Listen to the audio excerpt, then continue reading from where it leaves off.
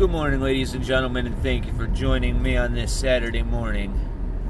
Today we're going to talk about a topic that a lot of people probably haven't thought about. It's tradition, and most people that you interact with on a day-to-day basis have partaken and had their entire lives frameworked in this, at least if they're a male. It's probably structured everything that they've ever done, and they don't even know it. And that topic, if you haven't already guessed, is circumcision. Now, throw out everything that you've ever learned about the necessities of being circumcised and think about this from the perspective of a male being born.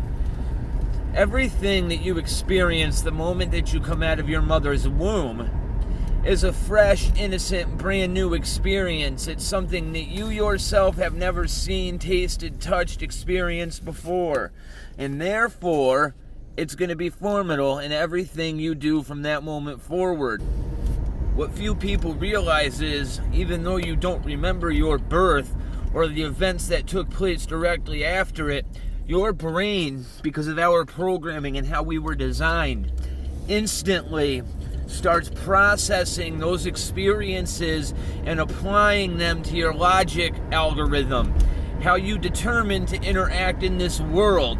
Every experience is thrown into that algorithm, right?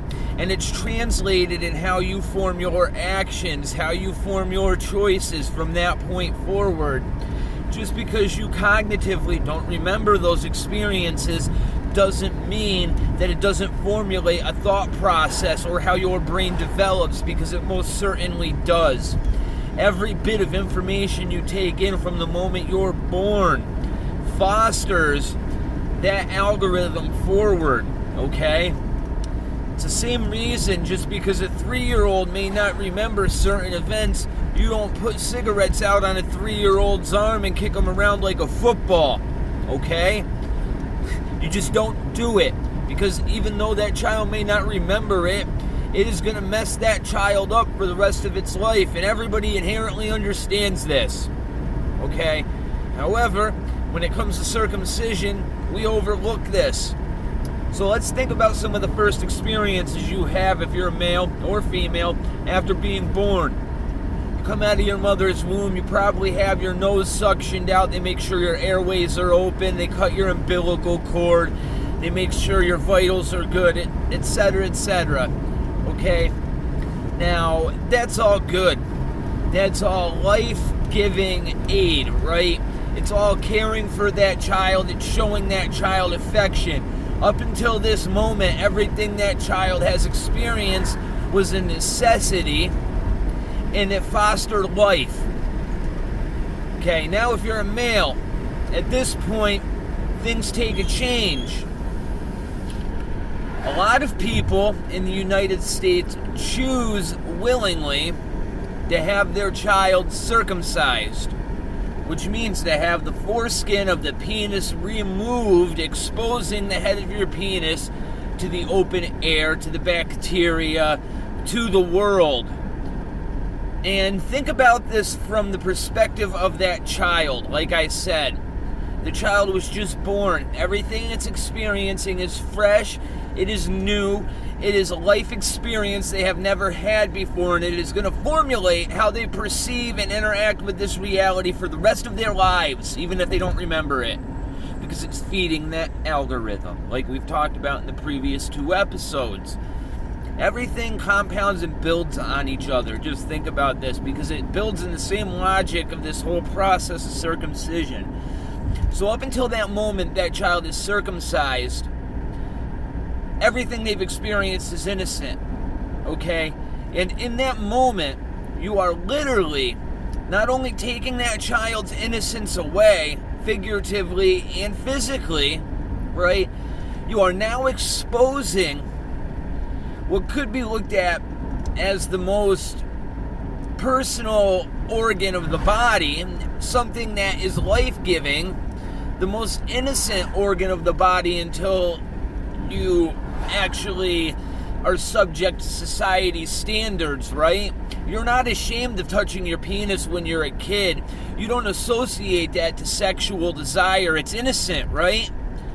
What are you doing by cutting off that foreskin? You are exposing that organ, that innocence, to the vileness and filth of this world, okay? And it's done on purpose. You are literally abusing that child sexually from the minute they are born. Now, a lot of people are going to sit here and say that I'm talking about all of this out of spite, okay? That I'm angry that this act was done to me. Well, this is where that shit falls apart real quick. I myself wasn't circumcised, okay? Neither was my father. Neither was my brother. It's something in my family that was recognized a long time ago. And for whatever reason, it's been passed on. We don't circumcise our males on my dad's side of the family. We never will. For this very reason. What it does is it takes away the innocence of that child, exposing their innocence to the filth of this world. It's a traumatic event that, whether that child remembers it or not, formulates the algorithm of how they interact with this world. And if your innocence is ripped from you literally within minutes of being pulled out of the womb, how are you going to interact with this world on a day-to-day basis?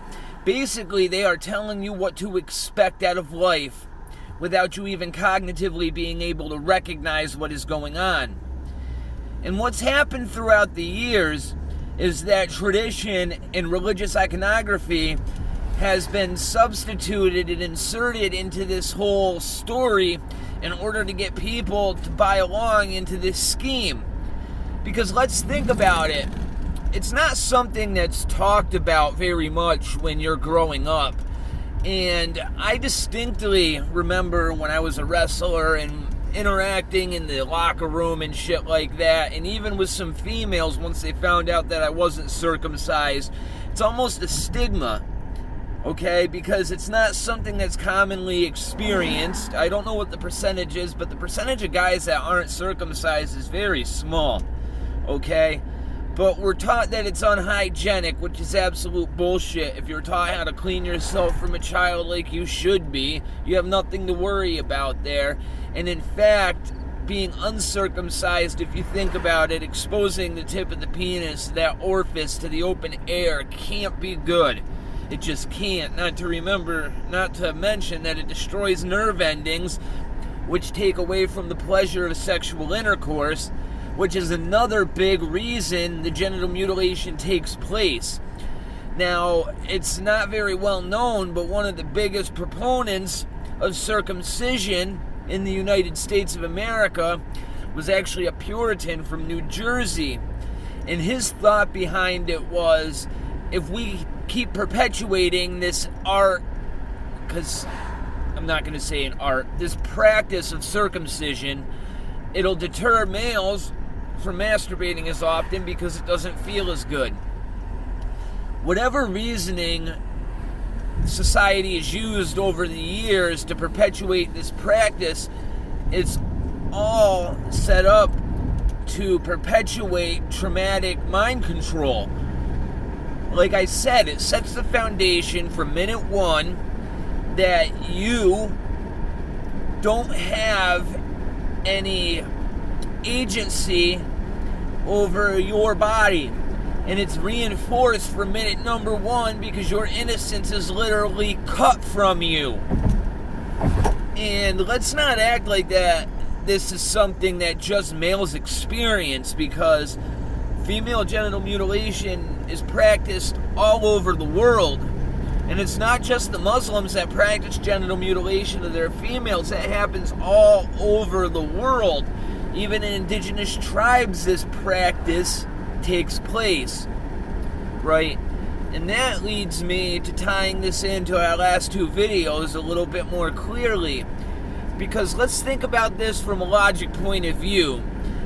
If I go out into the middle of the Amazon jungle and I find a tribe of people who have never interacted with the human race outside of their tribe and their indigenous people before, and they're practicing circumcision and female mutilation,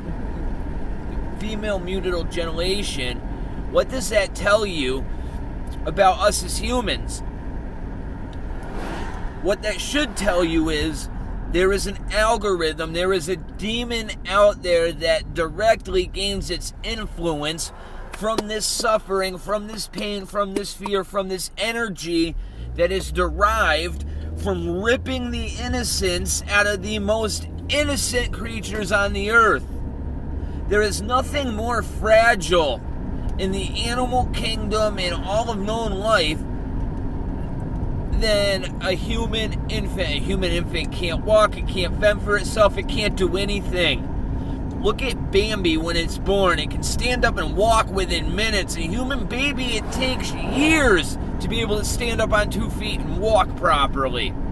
Just think about it for a moment.